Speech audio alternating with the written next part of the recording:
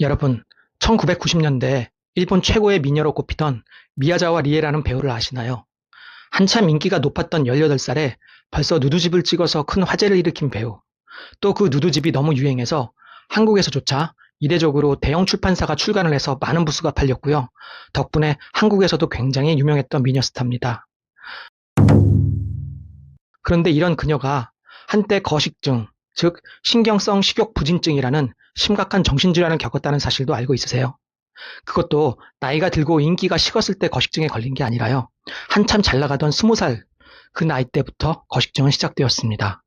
거식증은요, 마른 몸에 집착을 해서 심각히 식사를 제한하고 혹여 먹더라도 바로 토하거나 설사약을 먹으면서 먹은 음식물을 바로 몸 밖으로 배출하려고 시도하는 섭식 장애입니다.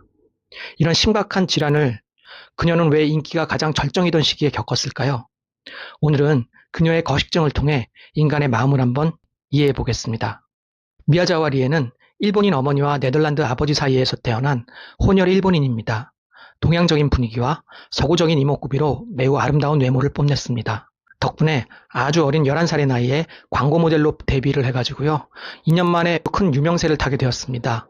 그리고 그 1년 뒤에는 대흥행작 우리들의 7전쟁이라는 영화의 첫 주연을 맡아서요. 일약 스타덤에 올랐고 또 가수로서도 큰 성공을 거두게 됩니다. 가히 1990년대는 일본 연예계 최고의 스타가 미야자와 리에라고 해도 과언이 아닐 정도였죠. 드라마면 드라마, 영화면 영화, 광고면 광고, 노래면 노래. 손을 대는 대로 족족 성공했으니까요. 그런 그녀는 20살에 당시 스모스타인 다카노 하나 코우주와 약혼 발표를 하면서 일본 연예계를 발칵 뒤집어 놓습니다. 그리고 정확히 2달 뒤 둘의 파혼 소식이 전해지면서 다시 일본 연예계는 뒤집어졌죠. 파혼의 중요 원인은 리에가 어린 나이에 찍었던 누드집 때문으로 알려졌습니다. 심히 보수적인 일본 스모계는 당시 스모 대스타인 다카노 하나 코우주의 약혼자가 누드집을 찍었다는 사실을 받아들이기 쉽지 않았던 것 같습니다. 실제로 스모계 여러 인사들은 누드집을 낸 여자를 며느리로 맞이할 수 없다라고 강력히 주장했다고 해요. 따지고 보면 스모도 벗고 하는 스포츠인데 말이죠. 여하간 파혼을 계기로 그녀는 서서히 거식증 증상을 보이게 됩니다. 그리고 1년 뒤 공식 석상에 나타난 그녀의 모습은 뼈가 앙상하게 드러날 정도로 마른 상태로 충격을 주었습니다. 당시 보도에 따르면 키 167인 그녀의 몸무게가 30kg대였다고 해요. 그녀는 심각히 정신적으로 피폐해져 갔습니다. 그해 5월에는 교토의 한 호텔에서 자살기도 소동을 벌이기도 했습니다. 결국 2년 뒤에 그녀는 더 이상 연예계 활동을 이어갈 수 없다며 모든 활동을 중단하고 미국 샌디에고로 넘어가 본격적으로 치료를 받으면서 휴식기에 들어갑니다. 그녀는 왜 한참 앳되고 잘 나가던 시기에 거식증이라는 정신질환을 겪었을까요? 언뜻 보면 너무 어린 나이부터 각종 언론의 주목을 받으면서 스타로 활동했으니까 감당해야 될 스트레스와 부담이 아주 컸다고 생각할 수 있어요. 또 세간의 화제가 된 약혼과 파혼으로 큰 좌절을 경험했다는 것도 무시할 수 없었겠죠. 뿐만 아니라 여배우로서 큰 인기를 유지하기 위해 날씬해야 한다는 강박적 사고도 거식증에 한몫했을 수 있습니다. 그런데 말입니다. 이런 표면적인 이유보다 더 주목해야 될 깊은 마음의 이야기가 있습니다. 이제 우리는 바로 리에의 어머니 미야자와 미츠코에 대한 이야기로 들어가야 합니다. 미츠코는 젊은 시절 유흥가에서 일을 했습니다. 그때 네덜란드 남자를 만나 결혼도 했고요. 또 미야자와 리에를 임신했습니다. 그리고 임신 중에 그와 이혼했다고 해요. 유흥가에 일하면서 그녀는 일본 연예계의 생리를 꿰뚫고 있었습니다. 그리고 그녀는 야심이 컸어요. 그녀는 자신의 딸이 매우 외모가 출중하다는 사실을 잘 알고 있었고 딸을 연예계로 데뷔시켜 유명하게 만들고자 온갖 애를 쓰기 시작합니다. 어린 리에를 상품화하면서 스타를 만들려고 이런저런 간섭도 하고 통제를 해나갔죠. 사사건건 소녀 리어에게 스타가 되려면 어떻게 해야 하는지 조언하고 주문하면서 딸의 일거수일투족을 통제했습니다. 리에는 18살의 나이에 야한 속옷을 입고 찍은 캘린더를 발매해야 했어요. 이 캘린더가 무척 인기가 있자 그녀의 어머니는 다시 딸에게 야한 누드집을 찍도록 만듭니다. 그것도 리에의 나이 18살에 말이죠. 리에는 당시 누드집을 촬영하려 들어가기 전까지 자신이 찍는 것이 누드집이었다는 사실도 몰랐다고 해요. 촬영에 거부감을 보였어도 그녀의 어머니는 여자는 자신이 가장 아름다울 때 누드를 남겨야 한다며 강력히 주장했고 심리적으로 어머니에게 종속된 리에는 결국 그 말에 복종할 수밖에 없었습니다. 훗날 스모 선수 다카노 하나와의 파혼도 어머니 미츠코의 강력한 반대가 있었다는 사실이 알려졌습니다. 스모게는 당시 리에에게 결혼을 하지 말라고 압박한 것이 아니라 스타 스모 선수와 결혼하려면 연예계에서 은퇴해 현모양처로 살라고 압박했다고 합니다. 그리고 리에는 자신의 사랑을 위해서 이런 스모게의 조건을 받아들이려고 했다고 해요. 하지만 그녀의 어머니는 생각이 아주 많이 달랐습니다. 미치코는 자신이 창조한 최고의 상품이자 자신이 지배하는 부와 권력의 원천인 딸을 쉽게 놓아줄 리가 없었어요. 미치코는 이 결혼을 강력히 반대하면서 다카노 하나 측에 이런저런 무리한 요구를 했다고 하고요. 끈질기게 회방을 놓았다고 합니다.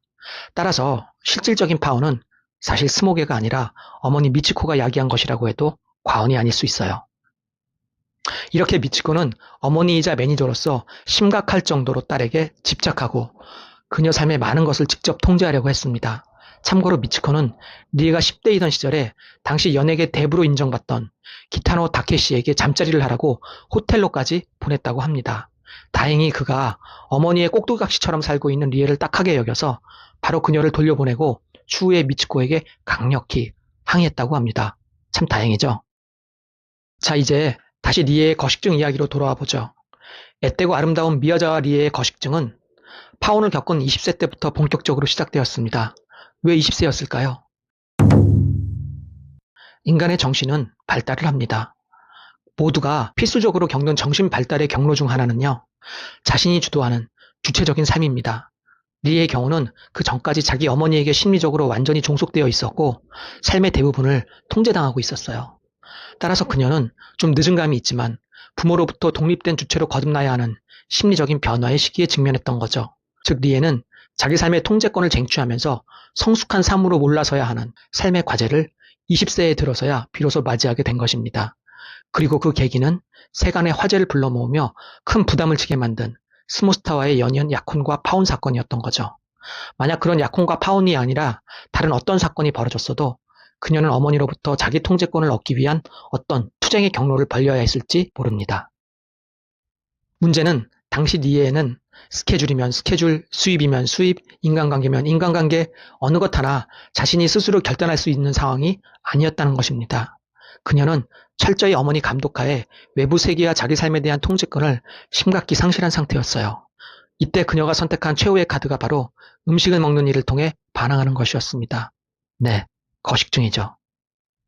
당시 리에에게 음식을 먹는 일만큼은 유일하게 그녀가 스스로 통제할 수 있었던 행위였습니다. 최소한 내 몸에 어떤 음식을 넣을지, 또 얼마나 먹을지는 자신이 결정할 수 있었으니까요. 따라서 그녀의 마음에는 비록 엄마가 인생을 쥐락펴락 할 수 있을지 몰라도 내 입으로 들어가는 음식만큼은 내가 결정하겠어 라는 심리 기제가 작동하고 있었을 거예요. 여러분, 이게 말이 잘 안 되고 이해가 잘 안 되죠? 저도 상담 이론을 공부할 때 거식증이나 폭식증 같은 섭식장애의 심리 메커니즘이 잘 와닿지 않았어요. 하지만 실제로 이런 문제를 겪는 분들을 만나고 상담해 보면서 확실히 알게 되었어요. 먹는 일이 자기 통제권을 획득하는 일과 아주 깊은 관계가 있다는 사실을요. 제가 경험한 꽤 심각한 섭식의 문제를 가졌던 분들의 공통점은 바로 엄격하고 지나치게 통제하는 부모였습니다. 그분들과의 대화에서 저는 과도하게 통제하는 부모의 역할이 어떻게 그분들을 힘들게 하고 또 옥죄었는지, 그리고 반발심을 불러일으켰는지를 제대로 목격할 수 있었어요. 그런 통제적인 부모에게 대항하고 자기 주도권을 획득하기 위해 그분들은 자기가 유일하게 통제할 수 있었던 먹는 일에 매달렸습니다. 여하간 리에는 당시 스스로 할 수 있는 게 없다는 무력감 속에서 아주 파괴적이지만 효율적인 통제 수단으로서 먹는 행위를 택했습니다. 그리고 거기에는 어머니의 과도한 통제에 따른 뿌리 깊은 반감이 있었고요. 리에는 어머니가 그토록 집착하면서 상품화하려 한 자신의 여성스러운 매력을 스스로 훼손하면서 어머니의 지배력에 반발하고 저항했습니다. 그리고 삐쩍 마른 모습으로 망가져가는 바로 자신의 모습에 당황하고 괴로워하는 어머니를 보면서 속으로 알 수 없는 희열을 느꼈을 수도 있겠죠. 그렇게 리에는 몸으로 소리 없는 비명을 지르면서 거식증을 통해 자기 통제권을 되찾으려 했습니다. 어머니와 자기 사이에서 각자 성인으로서 분명히 넘지 말아야 할 선이 있었음을 알리고 존중받고 싶었던 거죠. 거식증은 건강과 생명을 위협할 정도로 위험한 증상입니다. 그만큼 리에는 어머니에게 나의 생사 여탈권은 엄마가 아닌 바로 내가 쥐고 있다는 사실을 증명하기 위해서 처절한 몸부림을 했다고도 볼 수 있어요. 여간 거식증으로 생명의 위협을 받았던 그녀는 23살에 이른 나이에 연예계에서 은퇴를 합니다. 그리고 샌디에고로 넘어가서 치료를 받으면서 스스로 돌아보는 시간을 가지죠. 생애 처음으로 어머니로부터 떨어져 있었던 시간이었습니다. 독립적으로 한 인격체로서 미에자와 리에만의 시간을 가졌던 거죠. 그렇게 회복을 한 그녀는 5년 뒤 28살의 나이로 다시 연예계로 복귀를 합니다. 이번에는 어머니와의 거리를 두었어요. 과거 어머니가 집착하면서 그토록 주문하던 섹시하거나 가련한 여성의 모습만에 목매이지 않았습니다. 스스로 연극 무대도 서고요. 저예산 영화에도 출연하면서 진심으로 혼을 담은 연기를 하려고 노력을 했죠. 그런 노력 덕분에 1년 뒤 황혼의 사무라이라는 영화를 통해서 주연을 맡았고요. 각종 여우주연상을 휩습니다. 그녀는 그렇게 성공적으로 홀로서기를 해냅니다. 이런 미야자와 리의 삶의 행보는요. 인간의 마음을 연구하는 사람으로서 참 배울 것이 많습니다. 여러분, 각종 정신적인 문제의 핵심 중 하나는 불안과 충동을 일으키는 정신에너지가 잘못된 방식으로 표출되고 사용된다는 것이에요. 예를 들어서 분노조절 장애는 자신의 불안 에너지를 화나, 폭력 혹은 공격성으로 무질서하게 표출하는 것이고요. 거식증이나 폭식증 같은 섭식장애는 자신의 불안 에너지를 먹는 행위로 발산하는 것입니다. 누구나 살면서 매우 어려운 시간을 보냅니다.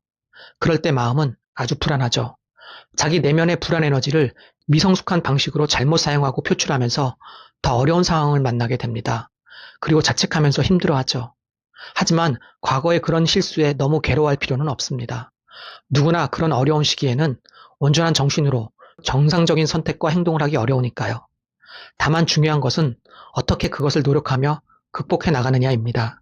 자신의 불안을 보고 또 솔직히 인정하면서 그 에너지를 조금이라도 잘못된 곳이 아닌 올바른 방향으로 표현하려고 애써야 합니다. 이것을 심리학에서는 승화라고 합니다. 즉 타인에게 인정받기 어려운 본능 에너지를 사회적으로 가치 있고 창조적인 올바른 방향으로 돌리려고 노력하는 거죠.